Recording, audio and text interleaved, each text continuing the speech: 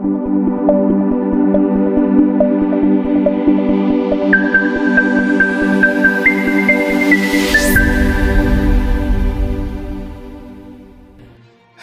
yako mpenzi mtazamaji, karibu sana katika taarifa yetu ya habari. Mimi ni mtangazaji wako Leta Pepele, nikikuletea matukio muhimu yaliyotokea ndani ya Jamhuri ya Kidemokrasia ya Kongo. Katika habari za leo tutakupeleka Kivu Kusini ambako mapigano yamesababisha vijiji kadhaa kuchomwa moto na maelfu ya wananchi kuweza kukimbilia porini. Pia tutakuwa uko Ituri ambako zaidi ya raia 190 wameuawa tangu mwanzo wa mwaka kutokana na mashambulizi yaliyodaiwa kufanywa na waasi wa ADF. Tutakuletea pia taarifa kuhusu jeshi la FARDC kuweza kumkamata kiongozi wa wanamgambo wa Mobondo pamoja na walinzi wake 7. Pia huko ndani ya mji mkuu wa Jamhuri ya Kidemokrasia ya Kongo, Kinshasa, tutafuatilia yaliyojiri mahakamani baada ya aliyekuwa waziri wa sheria Constant Mutamba kuondoka wakati wa kesi yake ikiendelea. Kwenye mwendelezo wa habari zetu tutaelekea huko Beni ambako wananchi wameanza kupokea mapasipoti za kibiometriki baada ya serikali ya Jamhuri ya Kidemokrasia ya Kongo kuweza kupeleka idadi kubwa ya pasipoti hizo ambazo zilikuwa zikisubiriwa kwa muda mrefu. Na mwishowe tutazungumzia madai ya mvutano wa ndani unaoripotiwa kati ya safu za M23 huko Kivu Kusini. Usiondoke. Hizi habari na nyingine nyingi zitakujia baada ya muda mfupi. Mimi ni mtangazaji wako Leta Pascal Pepele. Karibu kwenye Kivu News Info.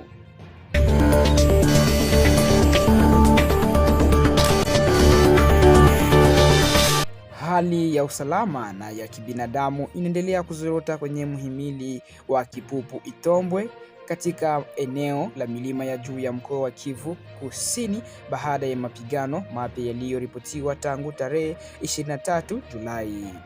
Kwa mujibu wa ushuhuda wa watu waliokimbia makazi yao na kuweza kufika salama Jumatatu tarehe 27 Julai, zaidi ya vijiji 7 vimeweza kuchomwa moto wakati wa mashambulizi yanayohusishwa na waasi wa M23 wanaoshirikiana na Twirwaneho. Miongoni mwa vijiji vilivyotajwa ni Kipupu, Alulu, Mahobu na Bende pamoja na Tumungu. Wananchi wengi wamelazimika kuyakimbia makazi yao na kujificha porini ili kuokoa maisha yao. Mashahidi wanasema hali wanayoishi ni ngumu sana, huku wakikosa chakula, maji na pia huduma za afya.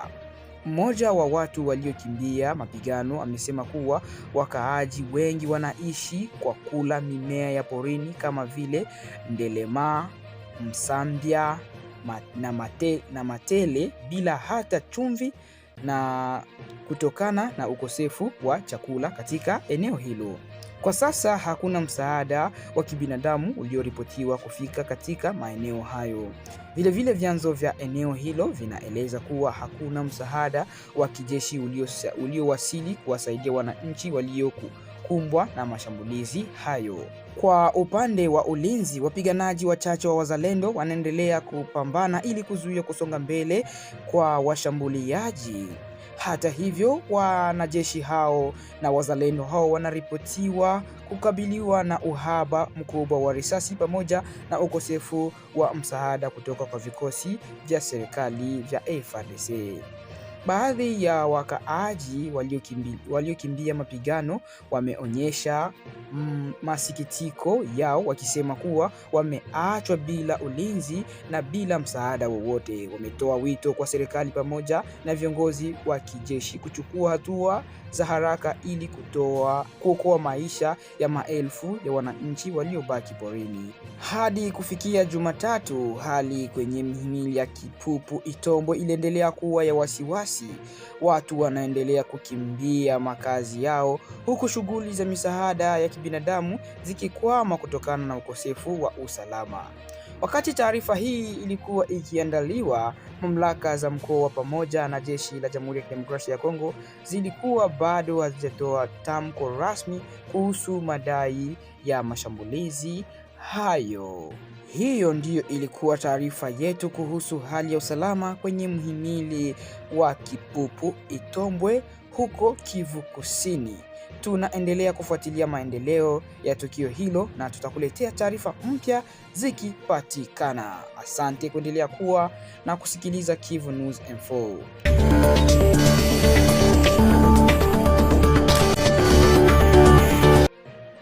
Ripoti mpya kutoka huko Ituri inasema kuwa zaidi ya raia 119 wameuawa tangu mwanzo wa mwaka huu wa 2029 katika utawala wa jadi wa Babila Babombi ulioko katika wilaya ya Mambasa mkoani Ituri kufuatia mashambulizi yanayohusishwa na waasi wa ADF.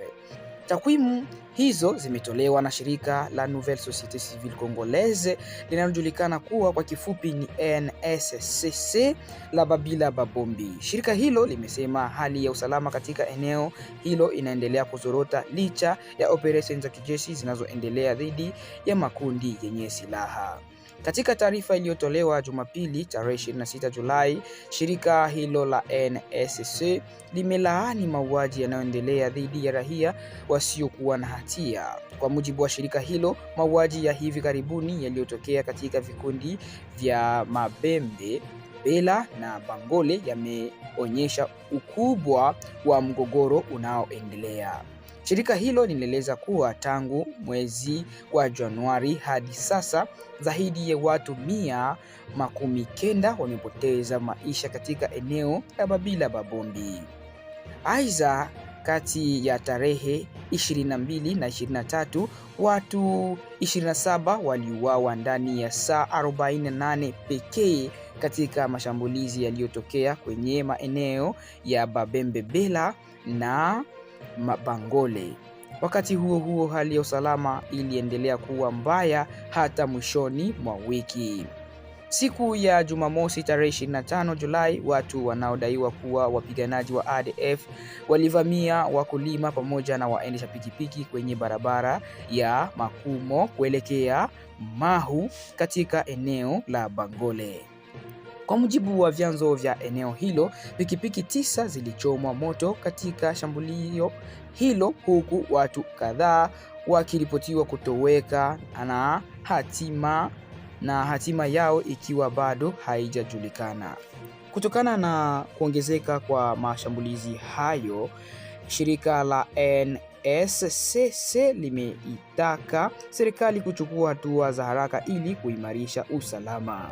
Shirika hilo limemwomba gavana mpya wa kijeshi wa Ituri kutembelea maeneo ya Biakato, Makumo na Ziapanda kuelekea Bambembele ili kujionea hali halisi ya usalama inayowakabili wananchi wa eneo hilo.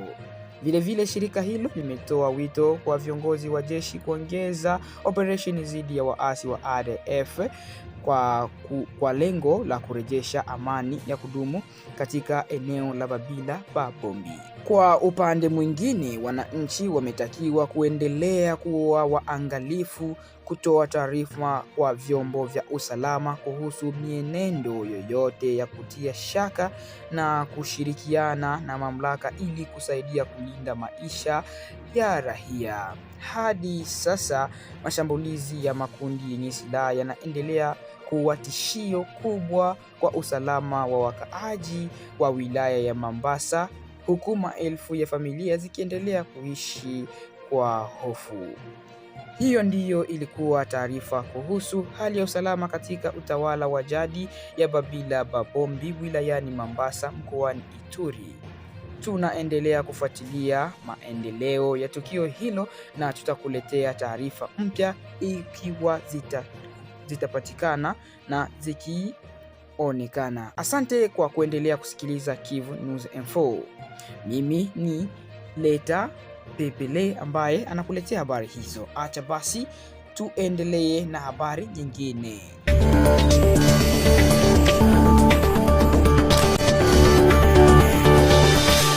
ndani ya mji mkuu wa Jamhuri ya Kidemokrasia ya Kongo, Kinshasa.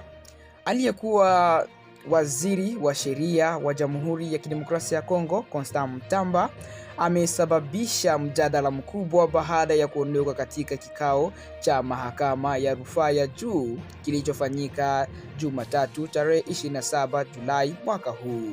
Kwa mujibu wa taarifa mbalimbali, Mutamba aliamua kuondoka ukumbini akieleza kuwa hakuona utaratibu wa kesi hiyo ukiendeshwa kwa haki. Alidai kuwa kulikuwa na kasoro kubwa katika mwenendo wa kesi na kwamba haki yake ya kujitetea haikuwa ikiheshimiwa. Mutamba amesema baadhi ya nyaraka za wito wa kufika mahakamani zilikuwa na taarifa ambazo anadai si sahihi. Kutokana na hali hiyo, alikataa kuendelea kushiriki katika usikilizwaji wa kesi hiyo. Akiwa ametoka nje ya ukumbi wa mahakama akiwa ameambatana na wawakili wake, Mutamba aliwaambia waandishi wa habari kuwa hawezi kukubali kile alichokiita matumizi mabaya ya sheria. Alisema yuko tayari kukabiliana na matokeo yoyote kuliko kushiriki katika mchakato anaouona kuwa hauna haki. Katika kauli yake nyingine, Mutamba alidai kuwa alikamatwa kinyume na sheria na kwamba awali alikuwa ameitwa kutoa ushahidi kama shahidi kabla ya baadaye kugeuzwa kuwa ni yeye mshtakiwa. Pia alieleza kuwa anaamini kuna watu wanaotumia kesi hiyo kwa sababu za kisiasa. Kwa mujibu wa kauli yake, anapambana na mfumo ambao kwa maoni yake unaendelea kuzoofisha taasisi za nchi na maisha ya wananchi. Kesi inayomkabili Constant Mutamba inahusiana na madai ya ubadhirifu wa fedha za umma ndani ya mfuko wa fidia kwa waathirika wa shughuli haramu za Uganda unaojulikana kama Frivau. Kwa upande wake, timu ya wawakili wa Mutamba imeendelea kupinga uhalali wa mwenendo wa kesi hiyo, ikisisitiza kuwa taratibu za kisheria hazikufuatwa ipasavyo. Hadi wakati taarifa hii imekuwa ikiandaliwa, upande wa mashtaka ulikuwa bado haujatoa tamko rasmi kujibu madai yaliyotolewa na aliyekuwa waziri wa sheria au ex-ministre de la Justice. Kesi hiyo inaendelea kufuatiliwa kwa karibu kutokana na umuhimu wake na nafasi aliyowahi kushika Constant Mutamba katika serikali ya Jamhuri ya Kidemokrasia ya Kongo.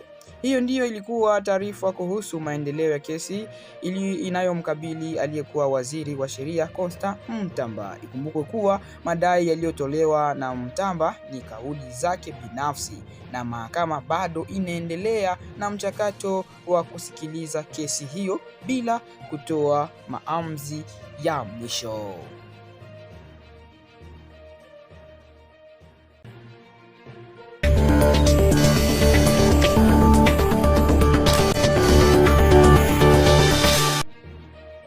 Jeshi la Jamhuri ya Kidemokrasia ya Kongo FARDC limetangaza kumkamata kiongozi wa kundi la wanamgambo wa Mombondo anayejulikana kwa jina la utani Odon pamoja na walinzi wake 7 katika operesheni maalum iliyofanyika usiku wa Jumamosi tarehe 25 Julai. Kwa mujibu wa msemaji wa operesheni Ngamba, Captain Anthony Mwasulanyi, operesheni hiyo ilifanyika katika wilaya ya Kwamut mkoani Mai-Ndombe. Jeshi linaeleza kuwa Odon alikuwa mwanachama wa zamani wa kundi la Mombondo na mfuasi wa kiongozi anayejulikana kwa jina la Cobra. Baadaye alianzisha kundi lake mwenyewe katika eneo la Luwani ambako kwa mujibu wa FARDC alikuwa akihusishwa na vitendo vya ukatili dhidi ya wananchi hasa wakulima. Kwa mujibu wa taarifa ya jeshi, Odon alikataa kuitikia wito wa kujisalimisha na kuacha mapigano uliotolewa na waziri mjumbe anayeshughulikia masuala ya ulinzi Eliezer Ntambwe. Kutokana na hali hiyo, FARDC ilifanya operesheni maalum iliyolenga kumkamata yeye pamoja na walinzi wake 7. Jeshi linasema watu wote 8 waliokamatwa kwa sasa wanashikiliwa na FARDC kwa ajili ya uchunguzi wa awali kabla ya kuhamishwa mjini Kinshasa, ambako hatua nyingine za sheria zinatarajiwa kuendelea. Mamlaka za kijeshi zinaamini kuwa kukamatwa kwa kiongozi huyo kunaweza kuchangia katika juhudi za kurejesha usalama katika maeneo ya Kamus ambayo yamekuwa yakikumbwa na vitendo vya makundi ya wanamgambo wa muda mrefu. Hata hivyo, hadi sasa upande wa Odon haujatoa tamko lolote kuhusu madai anayokabiliwa. Hiyo ilikuwa ni habari ambayo tulikuwa tunakutayarishia kuhusu kiongozi wa wanamgambo wa Mombondo anayejulikana kama Odon pamoja na walinzi wake 7 katika operation ya FARDC huko Kamus mkoani Mai-Ndombe. Tunaendelea kufuatilia maendeleo ya suala hili na tutakuletea taarifa mpya zitakapopatikana. Asante sana kuendelea kutusikiliza sisi kama radio yako Kivu News Info.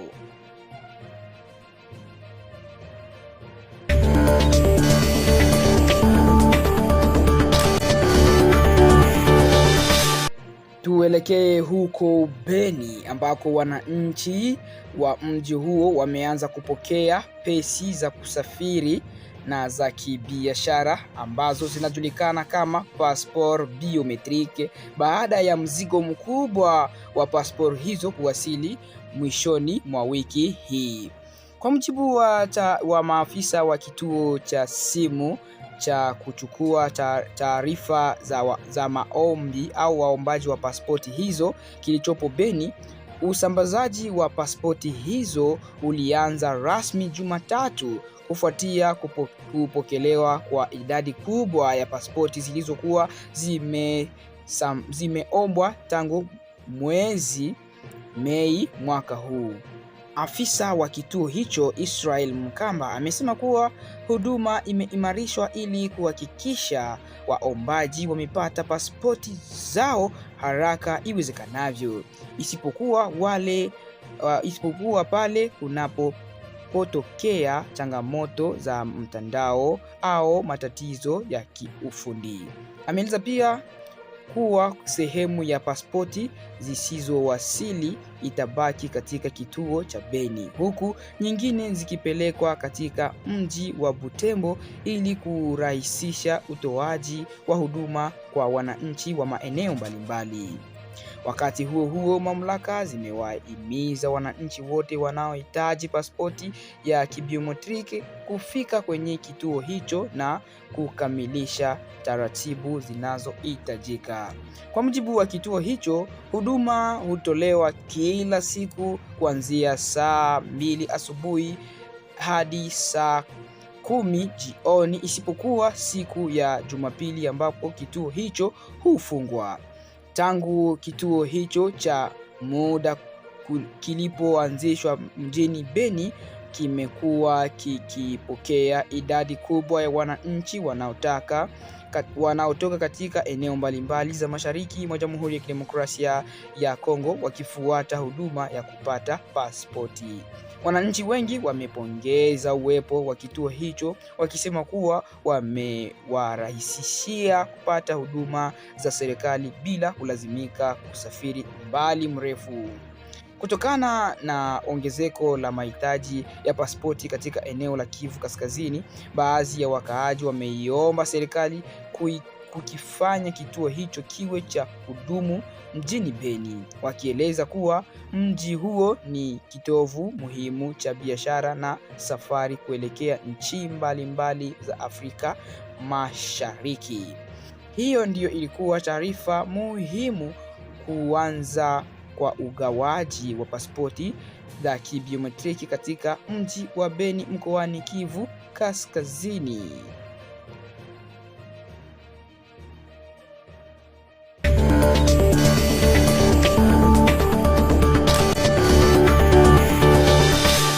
Acha basi tuzungumzie kuhusu swala la AFC M23 ndani ya mkoa Kivu Kusini. Taarifa mpya zinaonyesha kuwa mvutano wa ndani unadaiwa kuzuka katika safu za muungano huo wa M23 na koalisyon yake ya AFC. Kwa mujibu wa taarifa iliyotolewa tarehe 26 Julai mwaka huu, kiongozi wa kijamii na kisiasa anayejulikana kama Mwami Rajabu, ambaye pia ni rais wa Fondation Mwami Rajabu, ametoa muda wa saa 72 kwa uongozi wa AFC M23 kutoa ufafanuzi kuhusu kutoweka kwa mdogo wake Zibona Rugisha Patrick. Mwami Rajabu anadai kuwa Zibona Rugisha Patrick alichukuliwa tarehe 5 Novemba mwaka wa 2025 na watu wanaotambulisha kuwa maafisa wa idara ya ujasusi ya M23. Katika taarifa yake, amemshutumu mmoja wa maafisa wa kundi hilo anayefahamika kama Kanali Imani Nzenze John kwa kile anachodai kuwa anahusika na kutoweka kwa ndugu yake na kufahamu alipo. Mwami Rajabu ameutaka uongozi wa M23 kuhakikisha unatoa uthibitisho kwamba ndugu yake bado yuko hai. Ikiwa amefariki dunia, ameomba mwili wake ukabidhiwe kwa familia ili uzikwe kwa heshima. Mbali na suala hilo la kifamilia, Mwami Rajabu pia ametoa madai dhidi ya afisa huyo akimtuhumu kwa vitendo vya unyanyasaji na kuwatoza fedha wananchi katika eneo la Kalehe. Amesema vitendo hivyo vinaenda kinyume na malengo ambayo harakati hiyo imekuwa ikitangaza. Wakati huo amewahimiza watu wengine wanaodai kuwa waathirika wa vitendo kama hivyo kujitokeza na kutoa ushahidi. Hata hivyo, licha ya ukosoaji huo, Mwami Rajabu amesema bado anaunga mkono msimamo wa kisiasa wa M23, lakini anataka viongozi wa harakati hiyo wachukue hatua dhidi ya wale wanaodaiwa kufanya vitendo vinavyoathiri sifa au vinavyoharibia sifa ya kikundi hicho cha waasi wa M23. Hadi wakati taarifa hii ilikuwa ikiandaliwa, uongozi wa M23 ulikuwa bado haujatoa tamko rasmi kujibu madai hiyo wala kujibu muda wa saa 72 uliotolewa na Mwami Rajabu. Madai hayo bado hayajathibitishwa na chanzo huru. Hiyo ilikuwa ni taarifa kuhusu mvutano wa ndani unaodaiwa kujitokeza katika safu za M23 huko Kivu Kusini.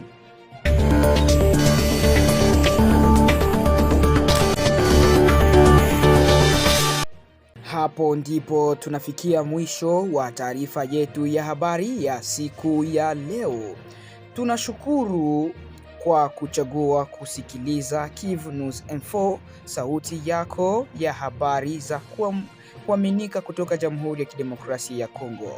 Endelea kufuatilia kwa taarifa sahihi za haraka na zenye uwiano. Kama una maoni au taarifa unayotaka kushirikisha, usisite kuwasiliana nasi kupitia kurasa zetu rasmi.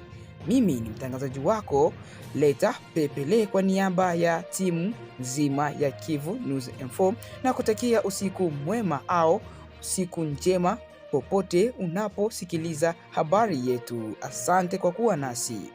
Tukutane tena katika taarifa ijayo ya habari. Kwa heri.